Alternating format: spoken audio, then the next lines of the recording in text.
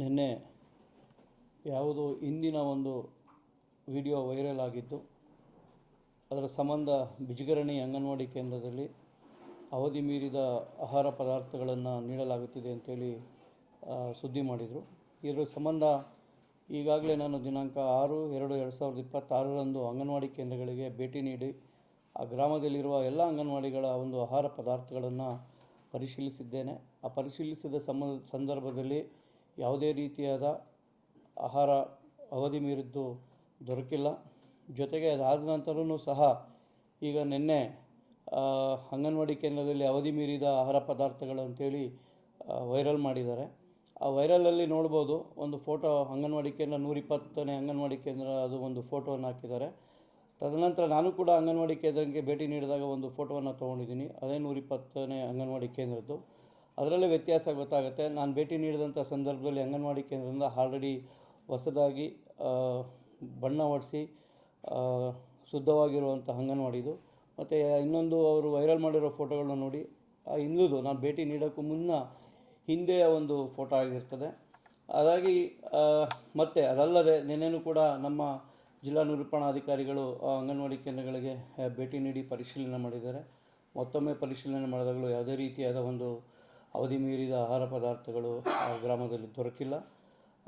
ಜೊತೆಗೆ ಈ ಯಾವ ಉದ್ದೇಶಕ್ಕಾಗಿ ಈ ಥರ ಹಳೆ ವಿಡಿಯೋನ ವೈರಲ್ ಮಾಡಿ ತಪ್ಪು ದಾರಿಗೆ ಎಳಿತಿದ್ದಾರೆ ಅನ್ನೋದು ನನಗೂ ಕೂಡ ತಿಳಿದು ಬಂದಿಲ್ಲ. ಅದ್ರ ಬಗ್ಗೆ ಮುಂದಿನ ದಿನದಲ್ಲಿ ಅದನ್ನು ವೆರಿಫೈ ಮಾಡಿ ಕ್ರಮ ವಹಿಸೋದಕ್ಕೆ ಸೂಕ್ತ ಕ್ರಮ ವಹಿಸ್ತೇನೆ. ಮೂರು ಕಡೆ ಇರೋದಿದೆ, ಮೂರು ಕಡೆ ವಿಸಿಟ್ ಮಾಡಿದ್ದಾರೆ ಅವರು, ಒಂದೇ ಕಡೆ ಮಾಡಿಲ್ಲ, ಒಂದು ಅಂಗನವಾಡಿ ಇಲ್ಲ, ಮೂರು ಅಂಗನವಾಡಿ ಇದೆ ಅಂತ ಹೇಳಿದೆ. ಇಲ್ಲ, ನಮಗೆ ಬಂದಂಥ ಕಂಪ್ಲೇಂಟು ದೂರಿನ ಆಧಾರದ ಮೇರೆಗೆ ಭೇಟಿ ಕೊಟ್ಟಿದ್ದೇವೆ.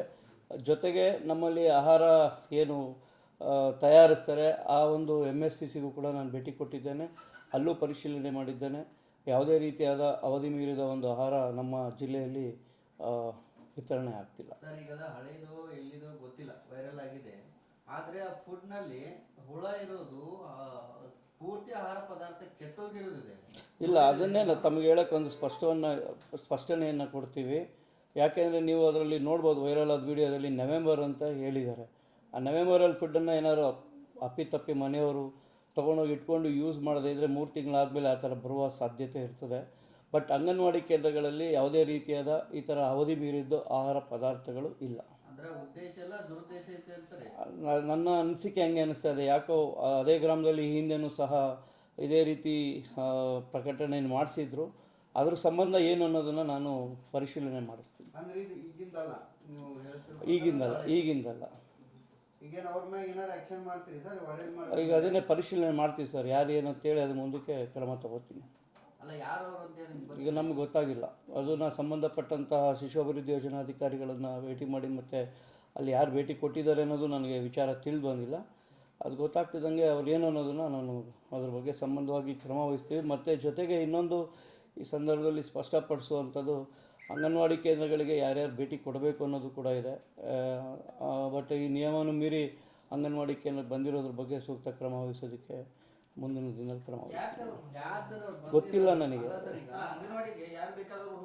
ಇಲ್ಲ, ಅದನ್ನೇ ಹೇಳ್ತಾರದು, ಯಾರು ಹೋಗಿದ್ದಾರೆ ಅನ್ನೋದು ಗೊತ್ತಿಲ್ಲ. ನಾವು ಈಗಾಗಲೇ ಅಂಗನವಾಡಿ ಕಾರ್ಯಕರ್ತೆಯರಿಗೂ ಕೂಡ ವಿಚಾರವನ್ನು ತಿಳಿಸಿದ್ದೀವಿ. ಯಾರು ಬಂದಂಥ ಸಂದರ್ಭದಲ್ಲೂ ಮೇಲಧಿಕಾರಿಗಳ ಒಂದು ಅನುಮತಿಯನ್ನು ತಗೊಂಡು ಬರಬೇಕು ಅಂತ ಹೇಳಿ ಅಂತೇಳಿದ್ದೀವಿ. ಬಟ್ ಇದು ಹೇಗಾಗಿದೆ ಅನ್ನೋದ್ರ ಬಗ್ಗೆ ನಾವು ಮುಂದಿನ ದಿನದಲ್ಲಿ ತನಿಖೆ ಮಾಡಿಸ್ತೀವಿ. 100%. ಸರ್, ಈಗ ಗರ್ಭಿಣಿ ಮಹಿಳೆಯರಿಗೆ